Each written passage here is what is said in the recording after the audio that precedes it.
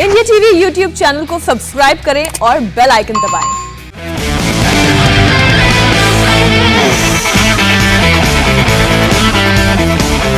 नमस्कार, आज की बात में आपका स्वागत है और इस वक्त की सबसे बड़ी और दुखद खबर है, प्रयागराज से आई है। अखाड़ा परिषद के अध्यक्ष महंत नरेंद्र गिरी का निधन हो गया है। नरेंद्र गिरी ने आज फांसी लगाकर आत्महत्या की। महंत नरेंद्र गिरी देश के बहुत बड़े संत थे।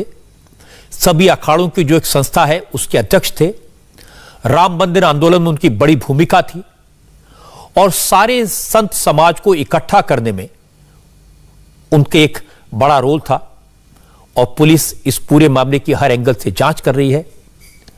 नरेंद्र गिरी का शव कमरे में पंखे से लटका हुआ मिला। शव के पास 5 पन्ने का सुसाइड नोट भी मिला है। इस सुसाइड नोट में महंत ने अपनी मानसिक परेशानी का जिक्र किया है। अपने शिष्य पर मानसिक तौर पर प्रताड़ित करने और परेशान करने की बात लिखी है। उन्होंने लिखा कि वो सम्मान के साथ जिए हैं, अब अपमान सह नहीं कर सकते, इसलिए इस दुनिया से जा रहे हैं, आत्महत्या कर रहे हैं। क्योंकि महंत नरेंद्र गिरी ने अपने सुसाइड नोट में अपने शिष्य आनंद गिरी का नाम लिया, आनंद गिरी को जिम्मेदार ठहराया, इसलिए पुलिस ने हरिद्वार से आनंद गिरी को तुरंत हिरासत में ले लिया। अभी तक पुलिस ने सुसाइड नोट को सार्वजनिक नहीं किया है। पुलिस का कहना है कि पहले वो सुसाइड नोट की ऑथेंटिसिटी, उसकी सत्यता का पता लगाएगी और यह भी पता लगाने की कोशिश करे कि लेटर खुद महंत नरेंद्र गिरी ने लिखा या फिर किसी और ने उनके नाम से लिखकर वहां रख दिया। इस लेटर की हैंडराइटिंग की जांच भी की जा रही है। महंत नरेंद्र गिरी की मौत पर हैरानी इसलिए भी हुई क्योंकि हाल फिलहाल उन्होंने कभी ऐसा कोई संकेत नहीं दिया था जिससे लगे कि वो मानसिक तौर पर इतने ज्यादा परेशान हैं कि वो अपने प्राण ले लेंगे। कल ही की बात है, उत्तर प्रदेश के deputy chief minister Keshav Prasad Maurya उनके मठ में गए थे, उनसे मिले थे, काफी देर तक उनके साथ रहे थे और आज अचानक नरेंद्र गिरी की मौत की खबर आ गई। महंत नरेंद्र गिरी प्रयागराज में बाघंबरी मठ में थे, अपने कमरे से देर तक बाहर नहीं निकले। उनके शिष्यों ने दरवाजा खटखटाया, जब कोई उत्तर नहीं मिला तो दरवाजा तोड़ा गया तो सामने महंत नरेंद्र गिरी का शरीर पंखे से झूल रहा था। शिष्यों ने तुरंत रस्सी को काटा और बॉडी को नीचे उतारा और पुलिस को इन्फॉर्म किया। आश्रम से कि महाराज जो है रस्सी पे फंदे पे लटक गए हैं। मैंने पूछा कहाँ है महाराज, तो कहें कि वो जल्दी हम लोगों ने काट के उनको उतार दिया है। यहाँ हम लोग जब आए तो देखे कि महाराज को जमीन पे लेटे हुए थे और रस्सी फंसी हुई थी और फैन में रस्सी लटकी हुई थी और उनकी मृत्यु हो चुकी थी। हम लोगों को प्रथम दृष्टया जो लग रहा है कि ये आत्महत्या है और उनका सुसाइड नोट भी मिला है जिसमें उन्होंने पूरी बात अपने आश्रम के बारे में क्या करना है, एक तरह से अपना वसीयतनामा लिखा है और ये दुखद है। सुसाइड नोट में क्या लिखा था? जिस सुसाइड नोट में उन्होंने पूरा अपना वसीयत की तरह लिखा है कि वो किसको क्या देंगे, कैसे क्या करेंगे, किसका ध्यान रखना, हमारे शिष्यों का ध्यान रखना, ये सारी बातें उन्होंने लिखी है। कोई संदेह जताया है? कोई उन्होंने अभी हम पढ़ रहे हैं, उसको अध्ययन कर रहे हैं। उन्होंने आत्महत्या की, लिखा है कि मैंने आत्महत्या की और वो किसी अपने शिष्य से दुखी थे जिसके बारे में उन्होंने ऐसा प्रथम दृष्टया लग रहा है। आप लोग की जांच पड़ताल में क्या बात सामने आ रही है? जांच पड़ताल तो अभी इन्वेस्टिगेशन हो रहा है। मैंने आपको बता दिया, प्राइवेट कमरे में मिला था तो नहीं, उनके जो गेस्ट हाउस है जहां वो रात में नीचे दिन में रहते हैं, उस कमरे में फैन से लटका हुआ था। ये लगभग सूचना 5:20-25 से। आनंद गिरी का नाम जिक्र किया उन्होंने जी, उन्होंने अपने कुछ लोगों का जिक्र किया है और भी अपने शिष्यों का जो उन्होंने अच्छा किया सबके बारे में। आनंद गिरी का भी नाम है जी, उसमें भी उनका भी नाम है, लेकिन अभी हम विवेचना कर रहे हैं। उन्होंने लिखा है कि बहुत सारे कारणों से दुखी थे और इसलिए वो आत्महत्या कर रहे हैं। उन्होंने ये लिखा कि मैं सम्मान से जिया और मैं सम्मान के बिना नहीं रह सकता, मैं क्या करूंगा, कैसे रहूंगा, मैं बार बार, लेकिन मैं हिम्मत नहीं कर पा रहा था। तो ये सारी की बातें उन्होंने बहुत ही मार्मिक चीज़ें लिखी हैं। किसको अपनी गद्दी किसी को सौंपने की बात भी, और अभी लेटर फोरेंसिक जांच के बाद ही हम रिलीज करेंगे क्योंकि किसने लिखा है, क्या लिखा है, अभी हम फोरेंसिक उसकी कर रहे हैं। लेकिन जो लिखा है उसको लोग पहचान रहे हैं कि वो हैंड राइटिंग है। अंदर से बंद था या खोला? जी, बंद था, बंद था, तोड़ा गया कमरे को। जी। शुरुआती जांच में पुलिस ने जो देखा वो प्रयागराज के आईजी ने बताया। इसके बाद यूपी के ADG law and order Prashant Kumar ने कुछ और डिटेल्स दी। उत्तर प्रदेश के पुलिस के आला अधिकारियों का कहना है कि जो सुसाइड नोट बरामद हुआ उसमें महेंद्र नरेंद्र गिरी ने अपने शिष्य आनंद गिरी के साथ 2 और शिष्यों के खिलाफ आरोप लगाए हैं। यह कहा कि उनकी मौत के जिम्मेदार यही लोग हैं, इसलिए पुलिस ने एक्शन लिया और हरिद्वार में उत्तराखंड पुलिस की मदद से आनंद गिरी को डिटेन कर लिया। मौके पे से यह बताया गया है कि दरवाज़ा पूर्व में बंद था। अमूमन 3:30 से 4 बजे के बीच महंत जी खुद निकलते थे। जब वो नहीं निकले हैं तो उनके शिष्यों ने दरवाज़ा खटखटाया है और दरवाज़ा खटखटाने के बाद भी जब कोई मूवमेंट नहीं हुआ है तो उन्होंने दरवाज़ा तोड़ा था, जो कि अंदर से बंद था। और उन्होंने देखा कि महंत जी की बॉडी एक नायलॉन के धागे से लटकी हुई है पंखे से, और उसको वहाँ फिर पुलिस के प्रेजेंस में उसको उतारा गया है तथा मौके से एक सुसाइड नोट भी प्राप्त हुआ है, जिसमें कि महंत जी ने आनंद गिरी तथा 2 अन्य व्यक्तियों के विरुद्ध आरोप लगाए हैं कि उनके मौत के जिम्मेदार वही लोग हैं। इस पे त्वरित कार्रवाई करते हुए उत्तर प्रदेश पुलिस ने आनंद गिरी को उत्तरांचल पुलिस के सहायता से हरिद्वार में डिटेन किया है। एक स्पेशल टीम वहाँ भेजी जा रही है जो पूर्ण सुरक्षा के बीच उसको लाएगी तथा आगे की पूछताछ इसमें की जाएगी। इसके अतिरिक्त वहाँ पे फॉरेंसिक यूनिट तथा सभी वैज्ञानिक साक्ष्यों का संकलन किया जा रहा है और साक्ष्यों के आधार पर अग्रिम कार्रवाई की जाएगी। जैसा मैंने आपको बताया, महेंद्र नरेंद्र गिरी बहुत सम्मानित संतों में उनका नाम आता था और उनके शिष्य आनंद गिरी से उनका काफी समय से विवाद चल रहा था। और चूंकि महेंद्र नरेंद्र गिरी ने सुसाइड नोट में अपने शिष्य आनंद गिरी का नाम लिख दिया, आनंद गिरी को मौत के लिए जिम्मेदार ठहराया, इसलिए पुलिस ने आनंद गिरी को डिटेन किया है। लेकिन हिरासत में लिए जाने के ठीक पहले आनंद गिरी ने अपना पक्ष रखा था।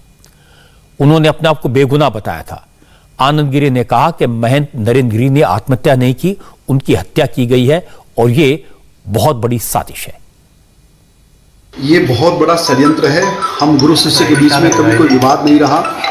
ये उन लोगों की साजिश है जो सीधे सीधे मठ और मंदिर का पैसा साजिश के तहत अपने घरों तक पहुंचा रहे थे, जिनका 2000 का भी आमदनी नहीं थी, 5-5 करोड़ के 10-10 करोड़ के जिनके मकान हो गए। जिन लोगों ने सीधे तौर पे गुरुजी को ब्लैकमेल करके जो पैसा कमाया, उन लोगों की साजिश है और उस साजिश के तहत उनकी हत्या हुई है। उन्हीं की हत्या में जानबूझ करके मेरे नाम का आना ये षड्यंत्र का स्पष्ट रूप है, जिसमें पुलिस के बड़े अधिकारी भी शामिल हो सकते हैं, जिसके अंदर में कुछ जो लड़के वहाँ के हैं वो भी उसमें शामिल हो सकते हैं। स्वामी जी, उसमें जो है 3 लोगों का नाम आया है, आपका भी सुसाइड नोट में नाम आया, क्या है ये सब? मुझे अभी कुछ भी नहीं पता है। मैं गुरुजी की राइटिंग को पहचानता हूँ, उन्होंने जीवन में कभी लेटर नहीं लिखा और वो जो करते थे स्वयं करते थे, सीधा करते थे। अब उन्होंने लेटर लिखा है तो पहले उनकी राइटिंग को जांचा जाएगा, फिर उसके अंदर के मंतव्य को जाना जाएगा। मुझे पूर्ण विश्वास है कि गुरुजी सुसाइड नहीं कर सकते, उनकी हत्या हुई है और जो भी लोग इसके पीछे हैं उनका बाहर आना बहुत अनिवार्य है। क्या लगता है कौन कर सकते हैं हत्या? इसमें कर सकते हैं अजय सिंह सिपाही हैं, जो उनके सिपाही हैं, वो कर सकते हैं। मनीष शुक्ला एक लड़का है जिसकी शादी कराई, जिसको 5 करोड़ से ऊपर का मकान गुरुजी ने दिया, वो करा सकते हैं। अभिषेक मिश्रा है जिनका 7-8 करोड़ का मकान आजमगढ़ में बनाया, वो कर सकते हैं। और साथ में कर सकते हैं शिवेक मिश्रा, जिनका भी 3 करोड़ का मकान बनाया गुरुजी ने दिया है। वो लोग लगातार पैसा मांग रहे थे। लगातार पैसा मांगने के कारण जब मैंने मना किया तो उनको ये बात अच्छी नहीं लगी और बार बार पैसे की डिमांड पूरी न करने के कारण गुरुजी ने आत्महत्या की हो सकती है। ये सारी बातें आनंद गिरी ने हिरासत में ले जाने से कुछ मिनट पहले कही थी। उन्होंने कुछ लोगों के नाम लिए थे जिन पर आरोप लगाया था, लेकिन इस पूरे मामले की बैकग्राउंड समझना जरूरी है। कुछ महीने पहले नरेंद्र गिरी और उनके शिष्य आनंद गिरी के बीच काफी विवाद हुआ था। इसी साल 3 महीने पहले मठ और मंदिरों की प्रॉपर्टी को लेकर, संपत्ति को लेकर गुरु और शिष्य के बीच में विवाद हुआ था। आनंद गिरी ने उस समय राष्ट्रपति, प्रधानमंत्री, गृह मंत्री को पत्र लिखा था, अखाड़े के विवाद की शिकायत की थी। उन्होंने आरोप लगाया था कि शहर के कीटगंज इलाके में जो गोपाल मंदिर है उसको आधा बेच दिया गया है। मठ और मंदिर की बेची गई जमीनों के करोड़ रुपए के दुरुपयोग की हाई लेवल इंक्वायरी कराई जानी चाहिए। इसके बाद महेंद्र नरेंद्र गिरी ने आनंद गिरी को मठ से निकाल बाहर किया। हालांकि बाद में आनंद गिरी ने अपने बयानों को लेकर, अपनी शिकायत को लेकर खुद नरेंद्र गिरी से माफी मांगी थी और उसकी तस्वीरें भी सामने आई थी। ओम नमो नारायण। मैं आनंद गिरी पूज्य गुरुदेव को कान पकड़ करके अपनी सारी गलतियों की सबसे पहले माफी मांगता हूँ, क्षमा मांगता हूँ महाराज से। और जो भी पिछले दिनों जो विवाद हुआ, उस विवाद का जो भी कारण रहा हो, जो भी परिस्थितियां बनी हो, उन परिस्थितियों में जो मेरी जिम्मेदारी है उसके लिए मैं क्षमा याचना करता हूँ। मैं चाहे वो प्रिंट मीडिया हो, चाहे इलेक्ट्रॉनिक मीडिया हो, चाहे सोशल मीडिया हो, इन सभी प्लेटफॉर्मों में जो मेरे द्वारा कही अनुचित बातें हैं, उन बातों को मैं वापस लेता हूँ और मैं बार बार क्षमा याचना करता हूँ। मैंने हमेशा कहा है कि गुरु हमेशा भगवान के दर्जे पे होते हैं, उनके बिना मेरा अस्तित्व नहीं है। इसलिए मेरे द्वारा अज्ञानता में और नादानीवश जो गलतियां हुई उनके लिए क्षमा याचना करता हूं और अपने बयानों को, जितने बयान मैंने दिए उनको वापस लेता हूं। और साथ ही साथ अखाड़े के पंचों के साथ भी अगर मेरे द्वारा कुछ अभद्रता हुई हो तो मैं उनसे भी क्षमा याचना करता हूं, माफी मांगता हूं। मैं अपने सारे बयानों को वापस लेते हुए पूज्य गुरुदेव के चरणों को प्रणाम करता हूं। आप समझ सकते हैं मामला इसलिए रहस्यमय हो गया है, इसलिए उलझ गया है क्योंकि महेंद्र नरेंद्र गिरी ने अपने सुसाइड नोट में आनंद गिरी का नाम लिखा है। आनंद गिरी ने कुछ और लोगों पर इल्जाम लगाए हैं। आनंद गिरी का झगड़ा था, अब आनंद गिरी और महेंद्र के आपस में सुलह हो गई थी, इसका वीडियो सामने आया। तो बहुत सारे पेच इस पूरे मामले में हैं। लेकिन एक कड़वा सच ये है कि महेंद्र नरेंद्र गिरी की आकस्मिक मौत हुई है, इससे हर कोई हैरान है। यह खबर सुनकर पूरे देश में हड़कंप मच गया है। प्रधानमंत्री Narendra Modi, home minister Amit Shah, BJP अध्यक्ष जेपी नड्डा, उत्तर प्रदेश के मुख्यमंत्री योगी आदित्यनाथ समेत तमाम नेताओं ने महेंद्र नरेंद्र गिरी के निधन पर दुख जताया है। शॉक्ड हैं लोग। प्रधानमंत्री ने कहा कि नरेंद्र गिरी ने संत समाज की अनेक धाराओं को एक साथ जोड़ने में अहम भूमिका निभाई थी। प्रभु उन्हें श्री चरणों में स्थान दें। अमित शाह ने लिखा कि महेंद्र नरेंद्र गिरी का पूरा जीवन आध्यात्म, धर्म के प्रचार और मानव सेवा में समर्पित था। योगी आदित्यनाथ ने महेंद्र नरेंद्र गिरी के निधन पर गहरा शोक व्यक्त किया। लेकिन नरेंद्र गिरी के जाने से सबसे ज्यादा दुखी दिखे उत्तर प्रदेश के deputy chief minister Keshav Prasad Maurya. Keshav Prasad Maurya ने बताया कि वो कल ही प्रयागराज में महेंद्र नरेंद्र गिरी से मिले थे। महेंद्र जी के साथ काफी देर तक बैठे थे, काफी देर बात हुई थी। उन्होंने सपने में भी नहीं सोचा था कि आज इस तरह की बुरी खबर आएगी।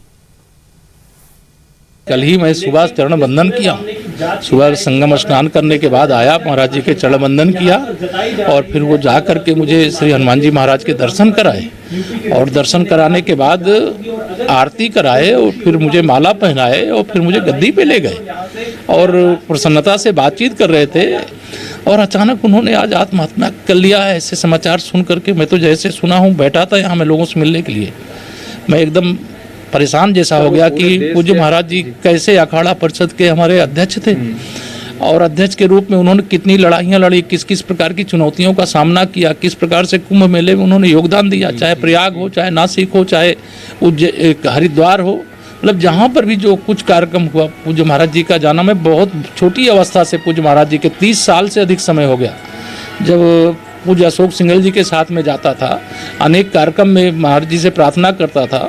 जब शाही स्नान होता था तो मुझे कहे केशव मेरे साथ ले चलना, मुझे लेकर के जाते थे कुंभ के मेले में। लेकिन यह समाचार सुन करके मैं बहुत दुखी हूँ। मैं ज़्यादा बात करना नहीं चाहता, लेकिन मेरा दुख असहनीय है। केशव प्रसाद मौर्य की बात इस बात को और भी उलझा देती है। कल ही मिले थे, अगर महेंद्र के मन में कोई विषाद था, कोई परेशानी थी, कोई तकलीफ थी, तो केशव प्रसाद मौर्य से कह सकते थे। वो उत्तर प्रदेश के बड़े नेता हैं, 30 साल से महेंद्र के करीबी रहे हैं। यूपी के deputy chief minister Dinesh Sharma का कहना है कि चाहे प्रयागराज में कुंभ मेला हो या फिर राम जन्मभूमि का शिलान्यास, नरेंद्र गिरी का उत्साह देखने लायक था। दिनेश शर्मा ने कहा कि महेंद्र नरेंद्र गिरी योगी आदित्यनाथ को अपने भाई जैसा मानते थे। महेंद्र नरेंद्र गिरी का निधन योगी जी के लिए भारी आघात है। अब मैं जब प्रयागराज जब भी जाऊंगा तो मुझे महाराज जी की कमी हमेशा खलेगी। श्री राम जन्मभूमि मंदिर शिलान्यास के समय और प्रयागराज कुंभ के समय उनका जो खुशी से आह्लाद था, खुशी से जो उनके वक्तव्य थे, उसमें मैं बाल स्वरूप देखता था। एक संत का बाल स्वरूप कैसे हो सकता है? प्रसन्नता के भाव में वो राम श्री राम जय जय राम गाते गाते लग रहा था कि वो नाच रहे हैं। कि जो शिलान्यास इधर हो रहा था उधर महाराज जी खुशी से उछल रहे थे। कुंभ सफल हुआ, वो माननीय मुख्यमंत्री जी को शुभकामनाएं ऐसे दे रहे थे। मैंने कहा महाराज जी आशीर्वाद दीजिए हम सबको। बोले भाई तुमको तो आशीर्वाद दे सकता हूँ, केशव को दे सकता हूँ, हमारे दूसरे उप मुख्यमंत्री जी के लिए बोले कि आप लोग मेरे शिष्य भी हो और मेरे लघु भ्राता भी हो, लेकिन जो मुख्यमंत्री जी हैं उनमें मैं सखा भाव देखता हूँ। और उनका दोनों का आपस का जो बोलचाल होता था, माननीय मुख्यमंत्री जी का और माननीय महाराज जी का, लगता था दो संत का आपस का जो सामंजस्य और प्रेम भाव है वो उसमें झलकता था। अब मुझे बिल्कुल हर क्षण एक समय स्मृतियों में मैं उनके खोया हुआ हूँ और विश्वास नहीं कर पा रहा हूँ कि महंत जी हम सबके बीच में नहीं हैं। ईश्वर उनको अपने श्री चरणों में स्थान दे। उत्तर प्रदेश के दोनों डिप्टी चीफ मिनिस्टर्स की बात आपने सुनी, दोनों बड़े करीब से जानते थे और इसी तरह से संत समाज में मैं नरेंद्र गिरी का बहुत आदर था, बहुत सम्मान था और इसीलिए सब लोग उनके निधन की खबर से स्तब्ध हैं। देश के बड़े बड़े साधु संत मैन के निधन पर दुखी हैं, उन्होंने प्रतिक्रिया दी है। अब से थोड़ी देर पहले योग गुरु स्वामी रामदेव ने कहा कि नरेंद्र गिरी ऐसे इंसान नहीं थे जो अचानक जिंदगी खत्म करने का फैसला कर लें। उन्होंने कहा कि इस पूरे मामले की गहराई से जांच होनी चाहिए, सच सामने आना चाहिए। मुझे यकीन नहीं हो रहा कि एक ऐसा पराक्रमी, जुझारू महापुरुष जो हमारे धर्म, अध्यात्म और संस्कृति की एक बुलंद आवाज है और एक वीर योद्धा, एक सन्यासी थे, उनका इस तरह से रहस्यमय तरीके से जाना वो किसी भी तरह से अंतरात्मा को स्वीकार्य नहीं हो रहा है।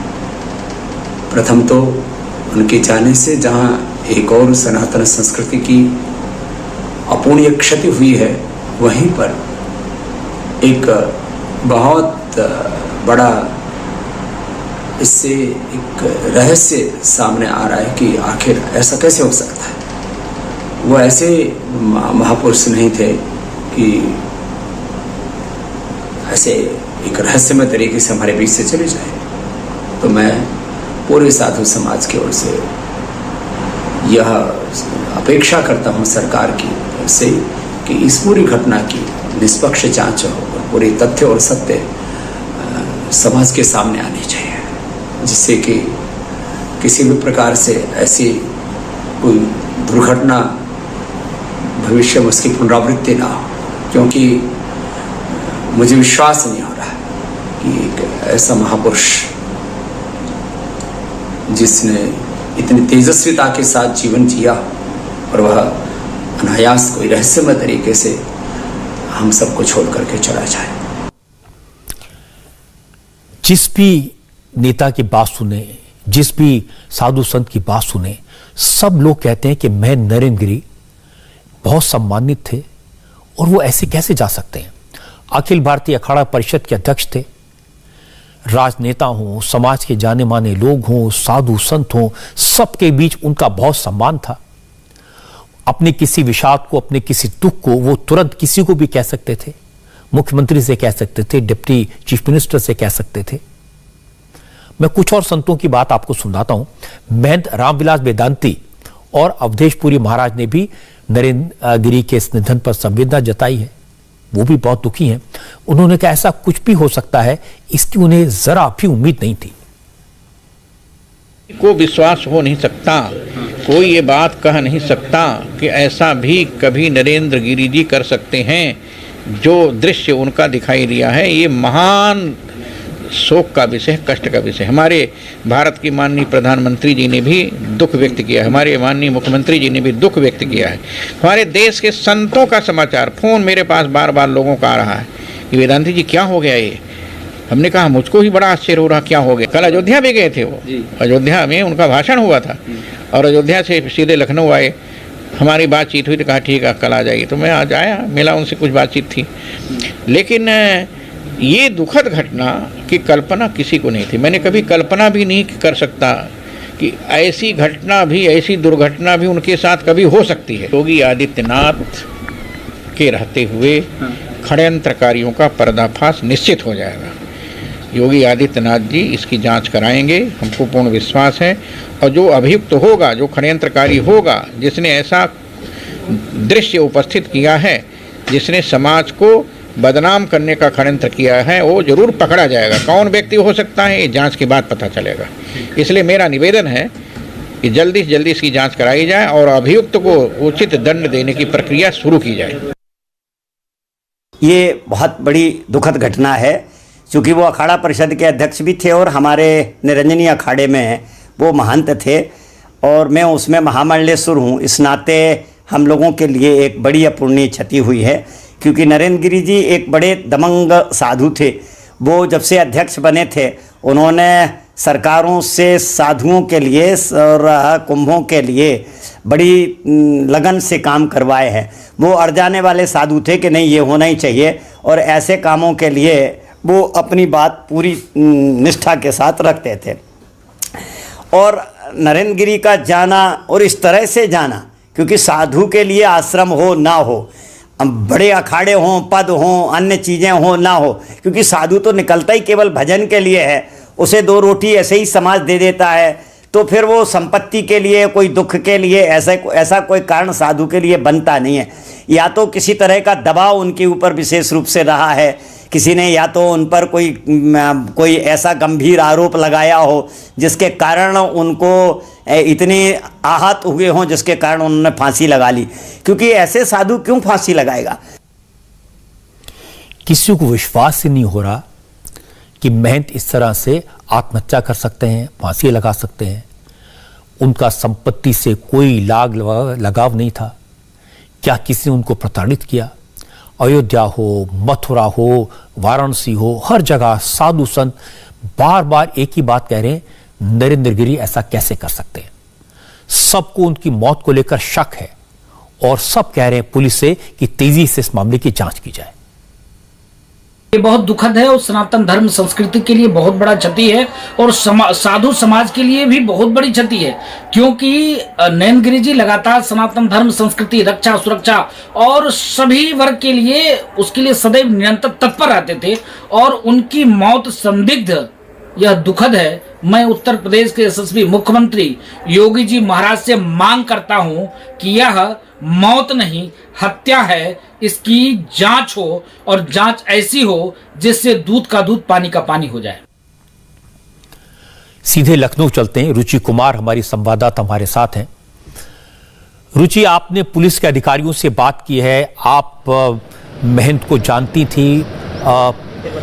जितने भी साधु संतों की बात मैंने सुनी है, सब ये कहते हैं कि वो ऐसे नहीं थे कि वो आत्महत्या कर सकते, उसका कोई कारण नहीं था। आपको क्या लगता है?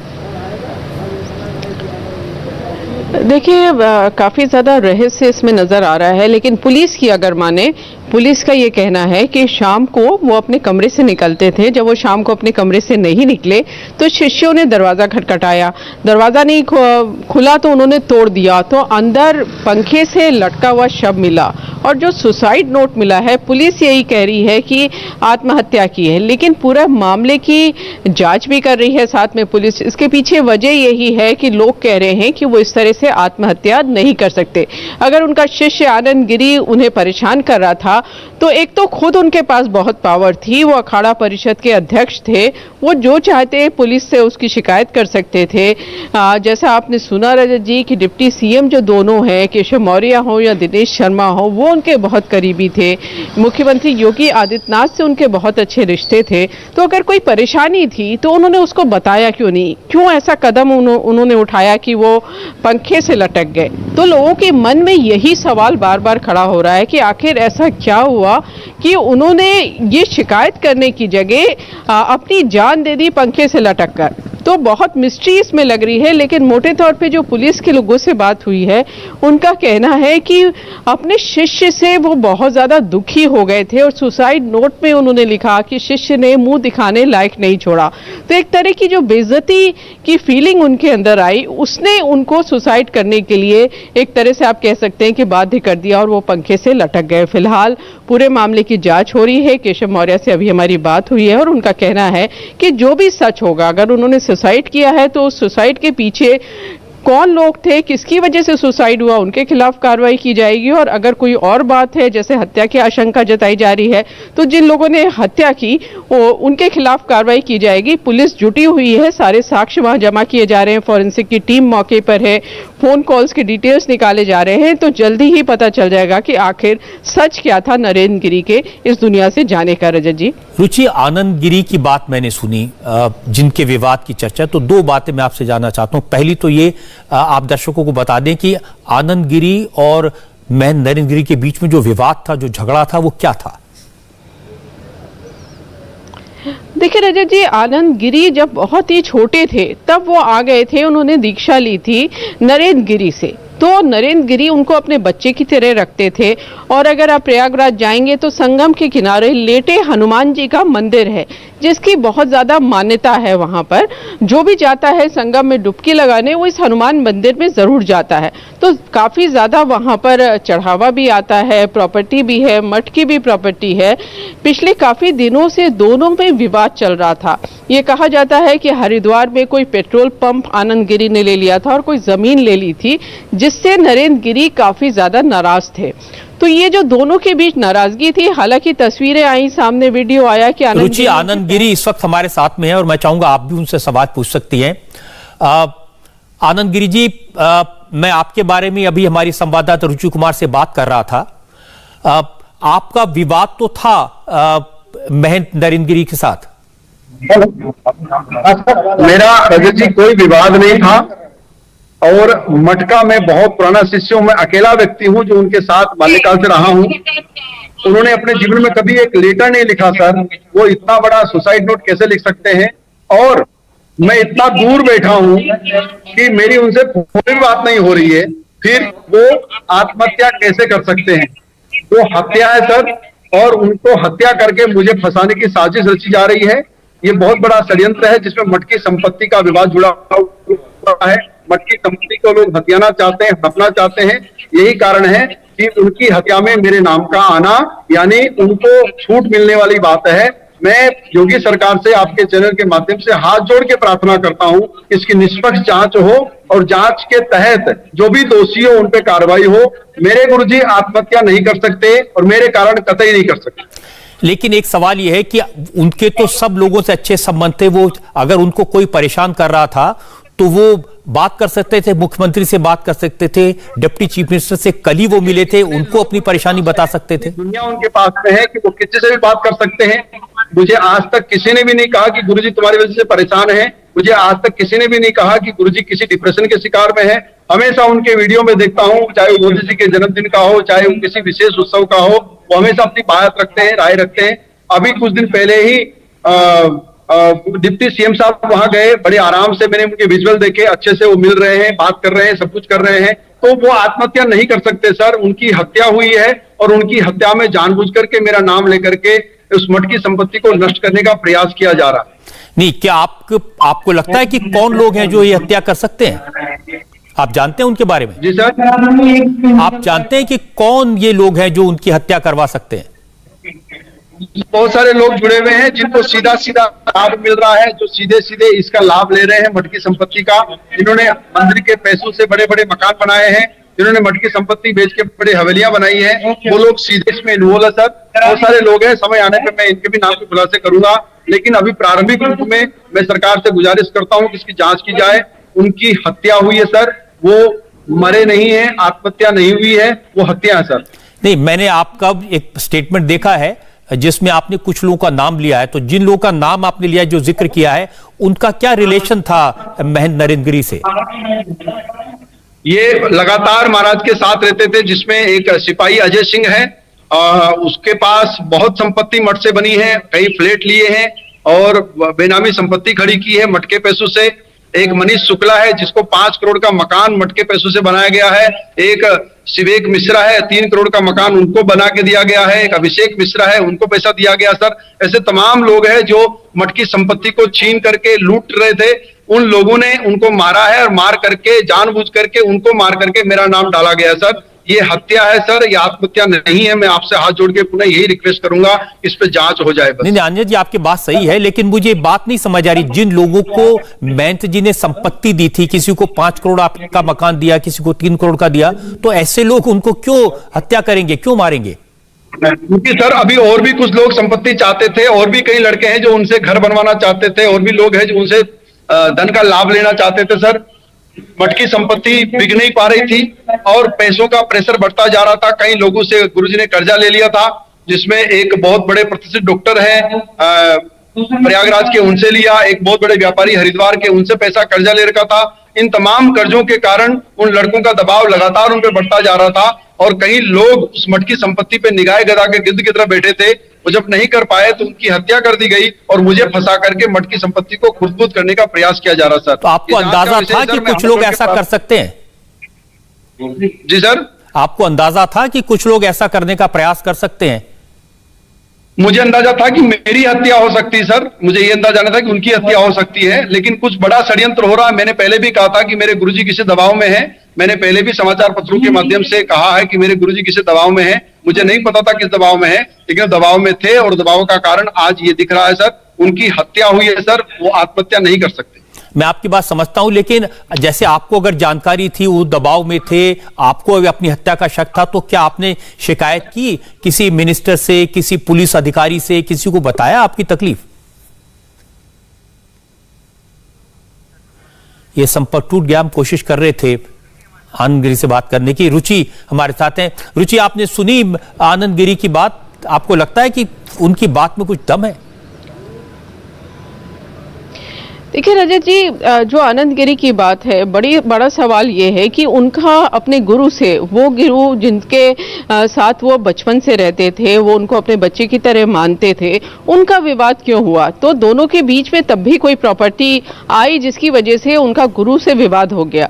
तो जो ये पुराना इतिहास है आनंद गिरी का, वो उनके ऊपर थोड़ा सा शक डाल रहा है। लेकिन अब ये बता पाना मुश्किल है कि जैसा वो कह रहे हैं कि हत्या कर दी गई है, कुछ लोग उनकी प्रॉपर्टी पे नजर रखे थे, उन्होंने हत्या कर दी है। तो सुसाइड नोट जो छोड़ा है पुलिस, क्योंकि जांच कर रही है, तो राइटिंग पता चल जाएगी कि वो नरेंद्र गिरी की थी या नहीं थी, तो उससे साफ लगता है कि हो जाएगा।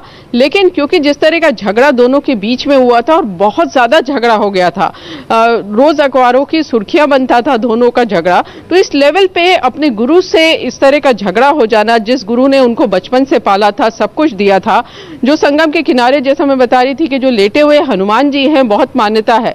आनंद गिरी पूरा उस मंदिर को संभालते थे, वो उसके महंत भी थे, उसके मैनेजर भी थे, जितना भी चढ़ावा आता था सब उन्हीं की देखरेख में आता था। तो इतना भरोसा था, तो वो भरोसा क्यों टूटा, क्या ऐसी बात हो गई? वो प्रॉपर्टी की बात कर रहे हैं, तो उनके ऊपर भी तो यही आरोप है कि वो प्रॉपर्टी की वजह से अपने गुरु से उन्होंने झगड़ा कर लिया था। रजत जी, रुचि, जिस समय हम उनसे बात कर रहे थे तो मुझे बताया गया कि पुलिस उनके घर के बाहर खड़ी, उन्हें हिरासत में लेने के लिए, और ऐसे समय में वो बार बार एक ही बात, आपने देखा होगा, दोहरा रहे थे कि मैं मुख्यमंत्री योगी आदित्यनाथ से कहूंगा इस मामले की जांच कराई जाए, गहराई से जांच कराई जाए।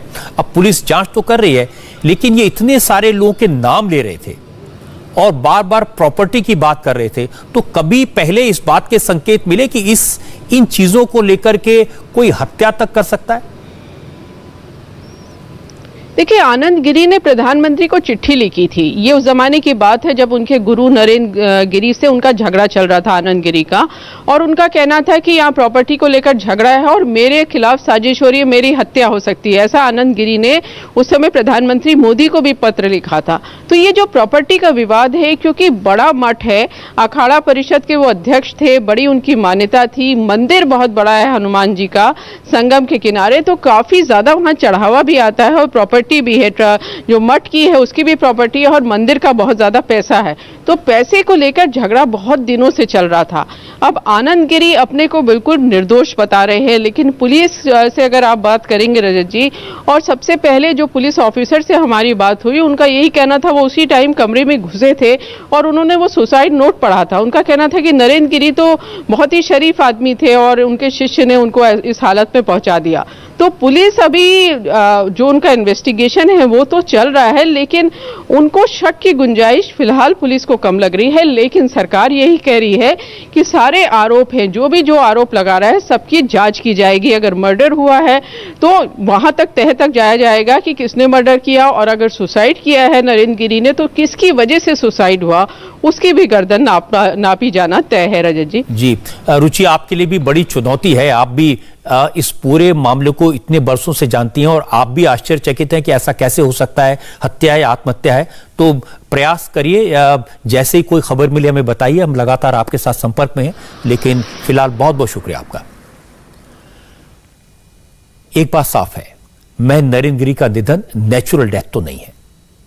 उनका शव पंखे से लटका मिला है, साथ में सुसाइड नोट है। सुसाइड नोट में आनंद गिरी का नाम उन्होंने लिखा है। अब आनंद गिरी की बात सुने तो बिल्कुल अलग है। वो कहते हैं महन नरेंद्र गिरी तो चिट्ठी भी नहीं लिख सकते थे, इतना बड़ा सुसाइड नोट कैसे लिखेंगे। आनंद गिरी का दावा हमने सुना, महन नरेंद्र गिरी की हत्या हुई है और हत्यारे ने फंसाने के लिए उनका नाम सुसाइड नोट में लिख दिया है। अब पुलिस पता लगा रही कि मामला हत्या का है या आत्महत्या का। यह सही है कि सुसाइड नोट में महंत नरेंद्र गिरी ने आनंद गिरी का नाम लिखा है, उसका जिक्र किया है।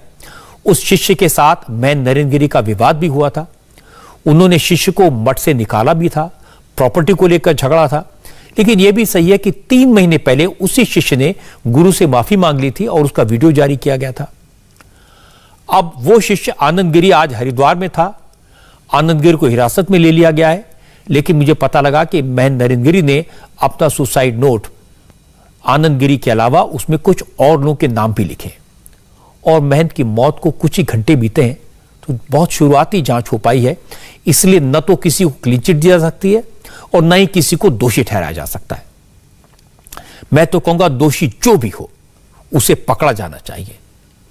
किसी ने आत्महत्या के लिए उकसाया हो या किसने हत्या की हो, मामला बहुत गंभीर है। इस मामले की हकीकत, इसकी सच्चाई जल्दी से जल्दी सामने आनी चाहिए, क्योंकि संत समाज पूरे समाज को रास्ता दिखाते हैं, जीने की राह बताते हैं। और अगर महंत नरेंद्र गिरी जैसे बड़े और सम्मानित संत आत्महत्या के लिए अपनी जान देने के लिए मजबूर हो जाए या फिर कोई उनकी हत्या कर दे, तो समाज के लिए इससे दुख और चिंता की कोई बात नहीं हो सकती। इसलिए इस मामले की सच्चाई जल्दी से जल्दी सामने आनी चाहिए। जिसके कारण भी महंत नरेंद्र गिरी की मौत हुई, उसे कड़ी से कड़ी सजा मिलनी चाहिए। हम लगातार इस मामले पर नजर बनाए रखेंगे और जैसे ही कोई अपडेट होगा आपको बताएंगे। महंत नरेंद्र गिरी की मौत के अलावा आज की एक और बड़ी खबर पंजाब से आई है, जहां पर कांग्रेस की नई सरकार का गठन हुआ। पंजाब को नया मुख्यमंत्री मिल गया, लेकिन कांग्रेस में मनमुटाव बरकरार है, टकराव बरकरार है। इसके बारे में बात करेंगे एक ब्रेक के बाद। आज पंजाब में कांग्रेस की सरकार का चेहरा बदल गया। चरणजीत सिंह चन्नी मुख्यमंत्री बन गए और कैप्टन अमरिंदर सिंह अपने फार्म हाउस पर वापस चले गए। कैप्टन ने चन्नी को बधाई दी, लेकिन स्वेरिंग इन में शामिल नहीं हुए। शपथ ग्रहण में कैप्टन का एब्सेंस, नवजोत सिंह सिद्धू और उनकी पूरी टीम की मौजूदगी, उनका उत्साह सारी की सारी दास्तान बयान कर रहा था। कहने को तो कांग्रेस में कलह का चैप्टर क्लोज हो गया, सिद्धू की जीत हो गई, चन्नी मुख्यमंत्री बन गए, सिद्धू की सिफारिश से 2 डिप्टी चीफ मिनिस्टर भी बन गए। लेकिन असल में चैप्टर क्लोज नहीं हुआ। आज जो हुआ उससे लगा कि फिलहाल चाहे सिद्धू ने बाजी जीत ली हो, लेकिन यह बाजी आखिरी नहीं है, पिक्चर अभी बाकी है, अभी तो खेल शुरू हुआ है। कैप्टन ने इस्तीफा देने के बाद सिद्धू की पाकिस्तान से मोहब्बत के बारे में जो कुछ कहा था, उसके आफ्टर इफेक्ट आज दिखाई दिए। बीजेपी ने सवाल उठाए।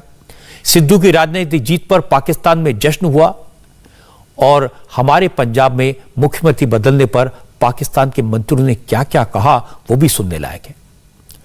लेकिन मैं आपको पंजाब के नए चीफ मिनिस्टर की बात सुनवाता हूं, जिन्होंने कुर्सी पर बैठते ही अपनी ही पार्टी के फॉर्मर चीफ मिनिस्टर कैप्टन साहब की धुलाई का काम शुरू कर दिया। शपथ ग्रहण के बाद चन्नी ने मीडिया से बात की, उन सारे मुद्दों पर तुरंत फैसला करने का ऐलान कर दिया जिसको लेकर सिद्धू कैप्टन को लगातार कोस रहे थे। चन्नी ने सबसे पहला ऐलान किया किसानों को बिजली और पानी का बिल माफ करने का। कहा 10 लाख हो, 20 लाख हो या 50 लाख, सब माफ। मैं नहीं सुनना ते ना मेरी हाई कमांड ते मेरे लीडर सुनना चाहते, ना मेरे MLA सुनना चाहते कि पंजाब दे विच कोई रेता माफिया भी हैगा। ਅੱਜ ਹੀ ਇਹਦਾ फैसला कर ਦਾਂਗੇ कैबिनेट ਦੇ ਵਿੱਚ। बहुत ਜ਼ਰੂਰੀ है किसानां ਦਾ खेतां ਦੀ बिजली माफ रहे, किसान ਨੂੰ ਲੋੜ है। लेकिन एक मोटर गरीबां ਨੂੰ पानी, पिंड ਦੇ ਲੋਕਾਂ ਨੂੰ पानी भी ਦਿੰਦੀ है, वो भी माफ होनी चाहिए है। गरीबां ਦਾ पानी माफ होएगा पिंडां ਦੇ ਵਿੱਚ, ਉਹ मोटर ਦਾ भी बिल नहीं लगेगा। 10-10 ਲੱਖ ਰੁਪਏ ਦੇ ਬਿੱਲ ਖੜੇ ਆ, 20 ਲੱਖ ਦੇ, 50-50 ਲੱਖ ਦੇ ਸਾਰੇ ਮਾਫ ਕਰਾਂਗੇ ਕੈਬਨਿਟ ਦੀ ਅੱਜ ਦੀ ਮੀਟਿੰਗ ਦੇ ਵਿੱਚ। ਬਹੁਤ ਅੱਛਾ। ਗਰੀਬਾਂ ਨੂੰ ਕਿਸੇ ਗਰੀਬ ਦਾ ਕਨੈਕਸ਼ਨ ਇਸ ਕਰਕੇ ਨਹੀਂ ਕੱਟੇਗਾ ਕਿ ਜੀ ਉਹਦਾ ਬਿੱਲ ਦੇਣਾ ਹੈ। ਜਿਹਦੇ ਪਿਛਲੇ 5 ਸਾਲਾਂ ਦੇ ਵਿੱਚ ਜਾਂ 10 ਸਾਲਾਂ ਦੇ ਵਿੱਚ ਕਿਸੇ ਦਾ ਕਨੈਕਸ਼ਨ ਕੱਟਿਆ ਗਿਆ ਕਿ ਇਹਦਾ ਬਿੱਲ ਰਹਿੰਦਾ ਹੈ, वो सारे बिल माफ करके उसका कनेक्शन लगेगा। हिसाब किताब बराबर कर देना, बिल पाड़ देने, अगे तो बिल नहीं आना। पंजाब में आज जो हुआ उसको समझने की जरूरत है। सिद्धू की वजह से कैप्टन को जाना पड़ा, लेकिन सिद्धू के लिए इतना काफी नहीं था। वो सरकार पर अपना कंट्रोल चाहते हैं, इसलिए जब सुखजिंदर सिंह रंधावा को चीफ मिनिस्टर बनाने की बात आई थी तो सिद्धू ने इसका विरोध किया था। हालांकि वो रंधावा को डिप्टी चीफ मिनिस्टर बनने से नहीं रोक पाए क्योंकि रंधावा भी काफी इन्फ्लुएंशियल हैं। आज जब रंधावा ने उप मुख्यमंत्री के तौर पर शपथ ली तो अपनी बातों से ये दिखा दिया कि वो सिर्फ डिप्टी सीएम नहीं है, असल में सरकार वही चलाएंगे। रंधावा ने कहा उनके पास सिर्फ 90 दिन है और उन्हें 18 पॉइंट का प्रोग्राम पूरा करना है। रंधावा ने कहा कि 1 तारीख से पहले 5 पॉइंट पूरे कर लिए जाएंगे। ਘਰਾਂ ਦਾ ਸਿਸਟਮ ਬੰਦ ਕਰਾਂਗੇ, ਜਿਹੜਾ ਕੈਂਪ ਆਫਿਸ ਵਾਲਾ, ਤੇ ਪਬਲਿਕ ਨੂੰ ਵੀ ਜਿਹੜੀ ਇਨਕਨਵੀਨੀਅੰਸ ਹੁੰਦੀ ਸੀ ਕਿ ਸ਼ਾਇਦ ਸੈਕਟਰੀਏਟ ਜਾ ਕੇ ਉਹਨਾਂ ਦਾ ਪਾਸ ਨਾ ਪਵੇ, ਬਿਲਕੁਲ ਅਸੀਂ ਲਿਬਰਲਾਈਜ਼ ਕਰ ਦਾਂਗੇ। ਜਿਹੜੇ ਪਾਸਿਸ ਨੇ ਉਹ ਸੈਕਟਰੀਏਟ 'ਚ ਮਿਲਣਗੇ, ਆਫਿਸ ਦਾ ਕੰਮ ਆਫਿਸ ਤੋਂ ਚੱਲੇਗਾ। ਔਰ ਜੇ ਅਸੀਂ ਮਿਨਿਸਟਰ ਆਫਿਸ ਦੇ ਵਿੱਚ ਬੈਠਾਂਗੇ ਤੇ ਉਹਦੇ ਵਿੱਚ ਇਹ ਹੋਏਗਾ ਕਿ ਆਫਿਸਰ ਵੀ ਆਪਣੇ ਇਨ ਟਾਈਮ ਆਫਿਸ ਦੇ ਵਿੱਚ ਬੈਠਣਗੇ। ਜੇ ਮਿਨਿਸਟਰ ਹੀ ਨਹੀਂ ਬੈਠੇਗਾ ਤੇ ਉੱਥੇ ਬੈਠੇਗਾ ਕੌਣ? ਜ਼ੀਰੋ ਟੋਲਰੈਂਸ ਹੋਏਗੀ ਕਰਪਸ਼ਨ ਦੇ ਉੱਤੇ। ਇਹਦੇ ਉੱਤੇ ਸਾਡਾ ਮੇਨ ਮੁੱਦਾ ਜਿਹੜੀ ਅੱਜ ਵੀ ਡਿਸਕਸ਼ਨ ਚੱਲੀ ਗਿਆ, ਉਹਦੇ ਉੱਤੇ ਇਹ ਕਰਾਂਗੇ। ਨਾਲ ਹੀ ਜਿਹੜੇ ਤੁਸੀਂ 5 ਨਿਕਾਤੀ ਪ੍ਰੋਗਰਾਮ ਕਿਹਾ, 18 ਦੇ ਵਿੱਚੋਂ 5 ਨੇ, ਉਹਨਾਂ ਦੇ ਵਿੱਚੋਂ ਪਹਿਲਾਂ ਅਸੀਂ ਉਹ 5 ਜਿਹੜੇ ਨਿਕਾਤੀ ਨੇ ਉਹਨਾਂ ਨੂੰ ਲੈ ਕੇ 18 ਦੇ ਵਿੱਚੋਂ 5 ਕੱਢ ਕੇ ਤੁਹਾਨੂੰ ਅਸੀਂ ਇਹ 1 ਤਰੀਕ ਤੱਕ ਇੰਪਲੀਮੈਂਟ ਕਰ ਦਿਆਂਗੇ। 90 ਦਿਨ ਸਾਡੇ ਕੋਲ ਨੇ, ਅਸੀਂ 90 ਦਿਨਾਂ ਦੇ ਵਿੱਚ ਡਿਲੀਵਰ ਕਰਨਾ। ਅਸੀਂ ਗੱਲਾਂ ਨਹੀਂ ਕਰਨੀਆਂ। ਮੈਂ ਅੱਜ ਤੁਹਾਨੂੰ ਇੱਕ ਬੇਨਤੀ ਕਰਨੀ ਚਾਹੁੰਦਾ ਕਿ ਜਿਹੜੀਆਂ ਬਹੁਤ ਜ਼ਿਆਦਾ ਗੱਲਾਂ ਕਰਨੀਆਂ, ਬਹੁਤ ਜ਼ਿਆਦਾ ਲੈਕਚਰਬਾਜ਼ੀ ਕਰਨੀ, ਲੋਕੀ ਉਹਨਾਂ ਚੀਜ਼ਾਂ ਤੇ ਵਿਸ਼ਵਾਸ ਨਹੀਂ ਕਰਦੇ। लोकी काम करते विश्वास करने को काम करना। पावर के तीसरे दावेदार नवजोत सिंह सिद्धू खुश हैं, खुद हैं। जब शपथ ग्रहण हो गया, चन्नी ने सिद्धू के मन मुताबिक ऐलान भी कर दिए, तो सिद्धू को लगा अब बाजी उनके हाथ में है, अब सरकार उनकी मर्जी से चलेगी। वो जानते हैं चन्नी स्टॉप गेट अरेंजमेंट है। और फिर पार्टी ने कहा कि चुनाव सिद्धू के नाम पर लड़ा जाएगा। तो सिद्धू ने कहा कि ऐसा लग रहा है जैसे रेगिस्तान में बारिश हुई हो, तपती रेत पर ठंडी फुहारों के बाद सीधी खुशबू आ रही हो। सिद्धू ने कहा आज पता लगा कि चीफ मिनिस्टर कैसा होना चाहिए। जो मुद्दे 4.5 से लटके थे उन्हें कुछ ही घंटों में सॉल्व कर दिया। अब उम्मीद जगी है। आज इन्ना चंगा महसूस हो रहा है। एक चीफ मिनिस्टर ने मेरी आस पूरी की थी। सवेर दा चन्नी बाई एक वर्कर वांग काम कर रहा। मैनू बड़ा फख्र है, मैनू बड़ा माण है कि राहुल गांधी जी ने पंजाब दी इस धरती ते इतिहास कायम किया। जिहड़ा संविधान दा जज्बा सी ਉਹਦੀ ਗੂੰਜ पूरे देश ਦੇ ਵਿੱਚ गई और एक ऐसा निमाणा और चंगा बंदा आज लोक मसले हल करन लग गया। ਇੱਕ ਚੀਫ ਮਿਨਿਸਟਰ ਕਿਹੋ ਜਿਹਾ ਹੋਣਾ ਚਾਹੀਦਾ ਹੈ ਅੱਜ ਮੈਨੂੰ ਪਤਾ ਲੱਗਿਆ ਹੈ। ਮੈਂ ਇੰਨਾ ਖੁਸ਼ ਹਾਂ ਕਿ ਲੋਕਾਂ ਦੇ ਮਸਲੇ ਹੱਲ ਕਰਨੇ ਸ਼ੁਰੂ ਕਰ ਦਿੱਤੇ ਆ ਉਹਨੇ। ਮੈਂ ਇਹ ਆਸ ਕਰਦਾ ਕਿ ਜਿਹੜਾ ਸਾਡੀ ਸਰਕਾਰ ਦਾ 18 ਨਿਕਾਤੀ ਪ੍ਰੋਗਰਾਮ ਸੀ, ਉਹਦੇ ਚੋਂ ਫਿਰ 5 ਨਿਕਾਤੀ ਪ੍ਰੋਗਰਾਮ ਸੀ, ਉਹਦੇ ਚੋਂ 3-4 ਮਸਲੇ ਤੇ ਅੱਜ ਹੀ ਚੰਨੀ ਬਾਈ ਨੇ ਪੂਰਾ ਕਰ ਦੇਣਾ। ਜਿਸ ਤਰ੍ਹਾਂ ਰੇਗਿਸਤਾਨ ਦੇ ਵਿੱਚ ਕਦੇ ਕਦੇ ਬਰਸਾਤ ਹੁੰਦੀ ਹੈ ਤੇ ਸੌਂਦੀ ਖੁਸ਼ਬੂ ਉੱਠਦੀ ਹੈ ਨਾ, ਆਸ ਬੱਝੀ ਹੈ, ਆਸ ਆਸ ਔਰ ਵਿਸ਼ਵਾਸ ਦੀ ਜਿਹੜੀ ਰਾਜਨੀਤੀ ਹੈ ਇਹ ਉਹਨੂੰ बहुत बड़ा हलारा है। अब सिद्धू खुश हैं क्योंकि अब वो पंजाब में कांग्रेस के सबसे बड़े नेता हो गए हैं। संगठन के साथ साथ सरकार पर उनकी पकड़ और मजबूत हो गई है। अब वो कह सकेंगे कैप्टन ने जो वादे 4.5 साल में पूरे नहीं किए, वो सारे वादे उन्होंने नए चीफ मिनिस्टर से 4.5 घंटे में पूरे करवा दिए। हरीश रावत ने सिद्धू की बातों पर और मोहर लगा दी। कहा कि चन्नी चीफ मिनिस्टर हैं लेकिन पार्टी का चेहरा तो सिद्धू है, कांग्रेस सिद्धू के चेहरे पर इलेक्शन लड़ेगी। चेहरा कौन होगा ये तय करेगी कांग्रेस प्रेसिडेंट। ये काम हमको नहीं करना होता है, लेकिन जो यहाँ के हालात है उसमें मुख्यमंत्री मंत्रिमंडल के साथ ही सब प्रदेश कांग्रेस कमेटी के नेतृत्व में चुनाव लड़ेंगे, आगे बढ़ेंगे। और प्रदेश कांग्रेस कमेटी के अध्यक्ष श्री सिद्धू हैं जिनकी लोकप्रियता बहुत अधिक है। 3 महीने पहले पंजाब में कांग्रेस टॉप पर थी। कैप्टन अमरिंदर सिंह फिर से पार्टी को जिता देंगे, इस पर किसी को कोई शक नहीं था। पर कांग्रेस की सियासत में ऐसे नेताओं को तरजीह नहीं दी जाती जो अपनी ज्यादा चलाते हैं, हाईकमान की कम सुनते हैं। और कैप्टन ऐसे ही थे। पूरे गांधी परिवार ने मिलकर कैप्टन पर लगाम लगाने के लिए सिद्धू को तैनात किया, ये जानते हुए कि कैप्टन सिद्धू को नापसंद करते हैं और सिद्धू कैप्टन से नफरत करते हैं। लेकिन गांधी परिवार को इस बात का अंदाजा शायद नहीं था कि कैप्टन अपने पद से इस्तीफा दे देंगे, इसलिए कोई तैयारी नहीं थी। जब उन्होंने इस्तीफा दिया तो पहले अंबिका सोनी को सीएम बनाने की बात हुई, फिर सुनील जाखड़ से बात की, फिर सिख और नॉन सिख की राजनीति की बात हुई। रंधावा को सीएम बनाने की ऑलमोस्ट बात फाइनल हो गई थी। जब दिल्ली में बैठे आलाकमान को लगा कि सिद्धू चीफ मिनिस्टर बनना चाहते हैं और वो बने तो बात कंट्रोल से बाहर निकल जाएगी, अमरिंदर सिंह बगावत कर देंगे, तो फिर चन्नी को बनाया और दावा किया कि दलित वोट बैंक को मजबूत करने के लिए फैसला किया गया। लेकिन अब पार्टी में जो सत्ता संघर्ष शुरू हुआ है, 6 महीने की सरकार का कब्जा करने के लिए जो आर पार की लड़ाई शुरू हुई है, वो काफी नुकसान दे सकती है। और सबसे बड़ी बात यह है कि कैप्टन अमरिंदर सिंह क्या करेंगे, इस पर अभी सस्पेंस बना हुआ है। कांग्रेस को डर है कैप्टन अमरिंदर सिंह अपनी अलग पार्टी बना सकते हैं, बीजेपी से हाथ मिला सकते हैं और पंजाब में कांग्रेस के कई बड़े नेता उनके साथ जा सकते हैं। अगर ऐसा हुआ तो आने वाले चुनाव में कांग्रेस को जीतना मुश्किल हो जाएगा। स्पोर्ट्स के मैदान से एक खबर आ रही है कि न्यूजीलैंड के बाद अब इंग्लैंड की क्रिकेट टीम ने भी पाकिस्तान का टूर कैंसिल कर दिया। इसकी डिटेल्स मैं आपको दूंगा एक ब्रेक के बाद। आपसे थोड़ी देर पहले इंग्लैंड क्रिकेट बोर्ड ने ऐलान किया कि इंग्लैंड की टीम भी पाकिस्तान के दौरे पर नहीं जाएगी। तो पहले न्यूजीलैंड ने कहा था, अब इंग्लैंड की टीम ने भी पाकिस्तान का दौरा रद्द कर दिया है। न्यूजीलैंड की तरह इंग्लैंड क्रिकेट बोर्ड ने सुरक्षा कारणों का हवाला दिया है। मैं आपको बता दूं कि पाकिस्तान में इंग्लैंड की टीम को 13 और 14 अक्टूबर को 2 T20 मैच खेलने थे। दोनों मैच रावलपिंडी में होने थे। इसके अलावा इंग्लैंड की वुमेन्स क्रिकेट टीम भी पाकिस्तान के दौरे पर जाने वाली थी। महिला टीम को पाकिस्तान के साथ 3 वनडे मैच खेलने थे, लेकिन अब ये मैच भी रद्द कर दिए गए हैं। 3 दिन पहले आपको ध्यान होगा न्यूजीलैंड ने मैच शुरू होने से सिर्फ 2 घंटे पहले सिक्योरिटी रीजन से पाकिस्तान में खेलने से इनकार कर दिया था। इससे पाकिस्तान क्रिकेट बोर्ड को करीब 2 अरब रुपए का नुकसान हुआ।